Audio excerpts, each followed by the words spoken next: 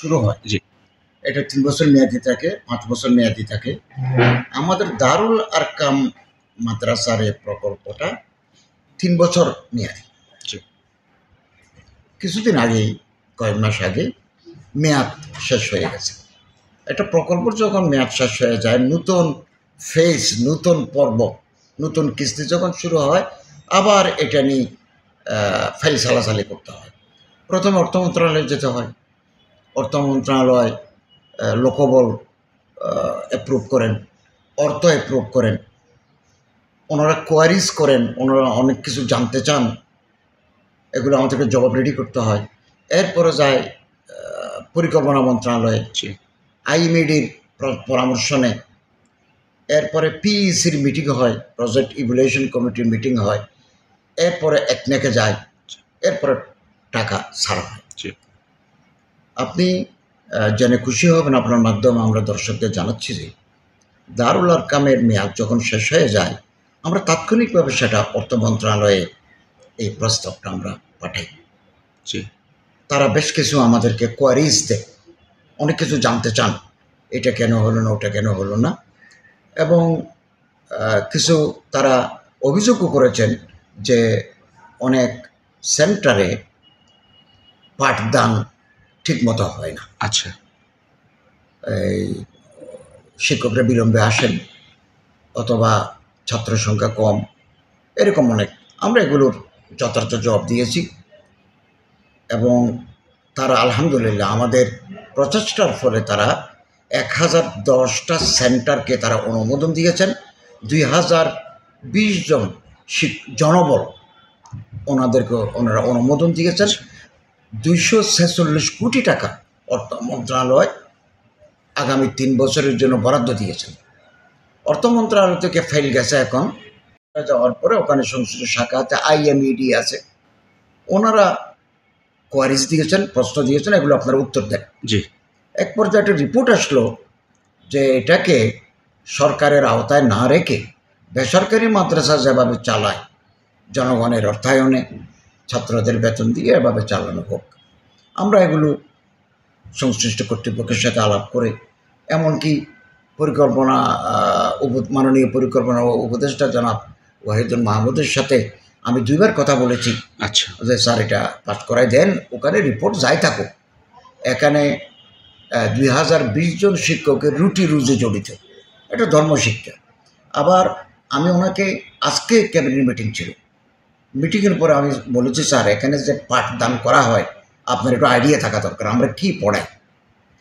তো আমি প্রথম শ্রেণী, দ্বিতীয় শ্রেণী বই নিয়ে গেছি, ওখানে প্রথম দেখাচ্ছে বাংলা, এরপরে গণিত, এরপরে ইংরেজি, এরপরে ডিকশনারি আছে, আবার দ্বিতীয় শ্রেণী দেখাচ্ছে।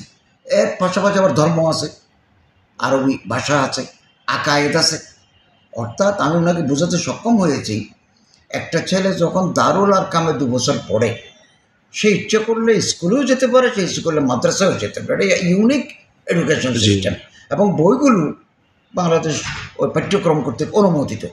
তো তিনি আমার কথা দিয়েছেন যে তিনি আমি পাস করাই দেবেন, এবং পিইসির মিটিং হবে আগামী 1 সপ্তাহের ভিতরে, প্রজেক্ট ইমপ্লিমেন্টেশন কমিটি। আমরা আশা করি আমরা এখানে পাস করে দেবো, যেহেতু আমি স্যারকে বলেছি। এরপরে 20 দিনের ভিতরে, 15-20 দিনের ভিতরে একনাকের মিটিং হবে। আচ্ছা।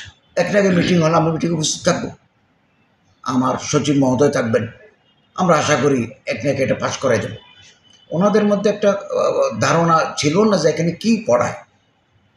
আমরা বলছি যে এখানে বাংলা পড়ায়, এখানে ইংরেজি পড়ায়, এখানে গণিত পড়ায়, এখানে ডিকশনারি, বাংলা, ইংরেজি, আরবি, 3 ভাষার ডিকশনারি আমরা ছোটো বাচ্চাকে পড়ায়। আমরা ক্যাপেবল করতে চাচ্ছি, একটু দেরি হচ্ছে, এই জন্য আমি একটু দুঃখ প্রকাশ করছি যে আমরা একটু গভর্নমেন্টের প্রসেস, আমি নিজে ইচ্ছা করলে এটা পারি না, বিভিন্ন ধাপে অগ্রসর হতে হয়। তো প্রায় 8-9 মাস হয়ে গেল। আমরা যখনই প্রজেক্ট একনেক থেকে অনুমোদন দিয়ে দেব, আমরা বকেয়া টাকাও ওনাদের দিয়ে দেবো। ওনারা কাজ করছেন, এর জন্য ওনাদেরকে ধন্যবাদ জানাচ্ছি। ওনারা পাঠদান অব্যাহত রাখবেন। আমি নিজে একজন শিক্ষকের প্রতি আমার দরদ মোহাব্বত বিলকুল কম নাই, কিন্তু আমার সাথে বারবারই দেখা করেছেন। আমি তাদেরকে আশ্বস্ত করতে চাই, আমি আপ্রাণ চেষ্টা করে যাচ্ছি, জটিলতা ইনশাআল্লাহ আমরা দূর করতে সক্ষম হয়েছি। এখন কেবল অফিসিয়াল প্রসেসটা ইনশাআল্লাহ আজিজ বেশি দিন সময় লাগবে না, আগামী মাসের ভিতরেই এটা আমরা কমপ্লিট করতে পেরেছি। তার মানে যে সংশয় শিক্ষকদের মধ্যে আছে সেটা এটা সংশয় নয়, এটা শিগগিরই নিরসন হয়ে যাবে। তাদের উদ্বেগেরও কোনো কারণ নেই, তাদের বকেয়া ভাতা বেতন সহ পাবে। বকেয়া আমরা যে ওনাদেরকে যে সম্মানিটা দিই ওনারা বকেয়া পেয়ে যাবেন, উদ্বিগ্ন হওয়ার কোনো কারণ।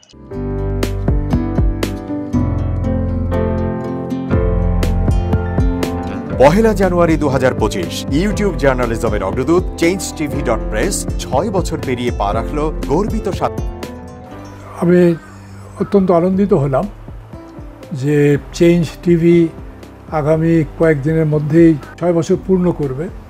আর হাঁটি হাঁটি পা পা করে চলা শুরু করে এখন সে বেশ দৌড়াদৌড়ি করছে বলা যেতে পারে। ও নামটাও অত্যন্ত বলবো যে সিগনিফিক্যান্ট, যে চেঞ্জ, এই গণঅভ্যুত্থান কিন্তু চেঞ্জ চেয়েছে। সেই হিসেবে তোমার টেলিভিশনের তোমার এই চ্যানেলের নামের একটা যথেষ্ট মিল পাওয়া যায়। আমার প্রত্যাশা যে এই গণঅভ্যুত্থানের যে প্রত্যাশা, যে আশা আকাঙ্ক্ষা, চেঞ্জ টিভি সেটিকে এগিয়ে নিয়ে যাবে। তোমাকে শুভেচ্ছা চেঞ্জ টিভি যারা সম্পৃক্ত আছেন, যারা কর্মী আছেন, সামনে পেছনে সকলকে আমার শুভেচ্ছা। changetv.press এক ফোঁটা হলুদ নেই।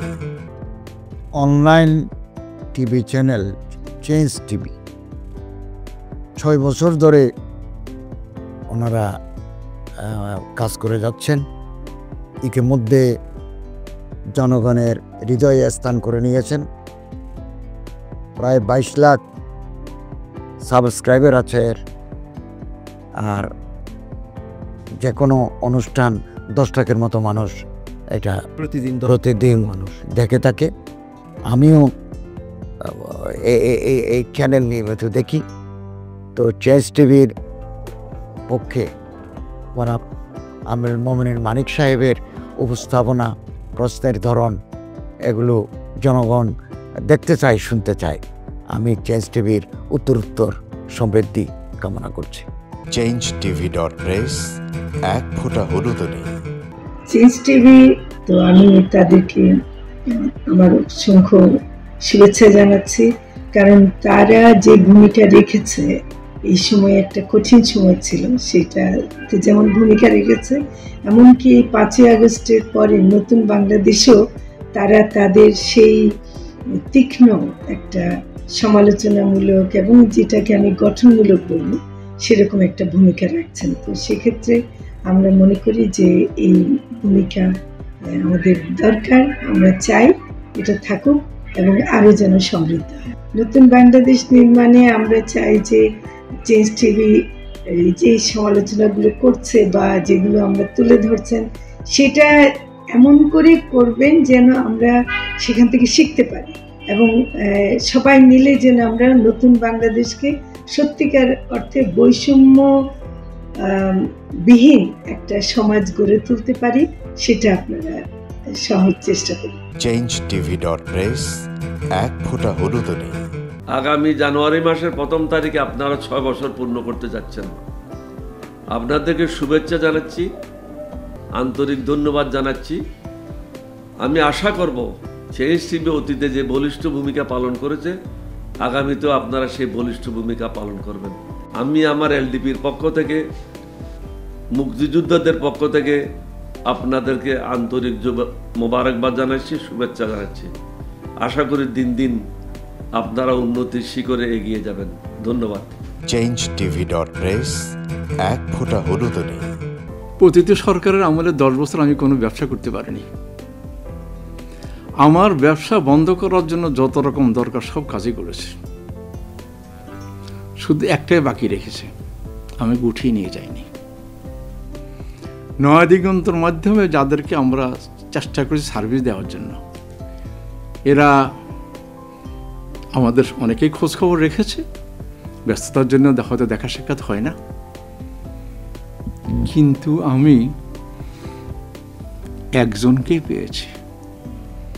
তিনি হলেন চেঞ্জ টিভির আমিরুল মোমিন মানিক। উনি এক সময় দিগন্ততে ছিল, সেই হিসাবে আমাদের জানাশোনা ছিল। ওনার একটা ইন্টারভিউতে আমার খুব পছন্দ হয়েছে, সেজন্য আমি ওনাকে 10:30টার সময় ফোন করেছি। উনি উত্তরে বললেন, গলাটা খুব পরিচিত, প্রথমে হয়তো নামটা বুঝে সারেননি, আমার নামটা খেয়াল করতে। আমি সাথে সাথে নাম বলেছি এবং বলল যে 3 দিনের মধ্যে আপনার সাথে আমি দেখা করব। ওনার কমিটমেন্ট অনুযায়ী সেইভাবে এসছে এবং উনি বলছে আপনার যত দুঃখের কথা সব বলেন, আমি প্রচার করব। আমি সত্যি সত্যি ওনার কাছে খুবই কৃতজ্ঞ। আমার মনে যেসব ক্ষোভ আছে, যেসব দানা বেঁধে আছে, আমি কিছুটা হালকা হয়েছি ওনার সাহায্যে। আমি চেঞ্জ টিভির উত্তরোত্তর সমৃদ্ধি কামনা করি এবং ভবিষ্যতে যেন আমার মতো এখন নাম না জানা লোককে চেঞ্জ টিভির সামনে এনে তাকে যেন উদ্বুদ্ধ করে।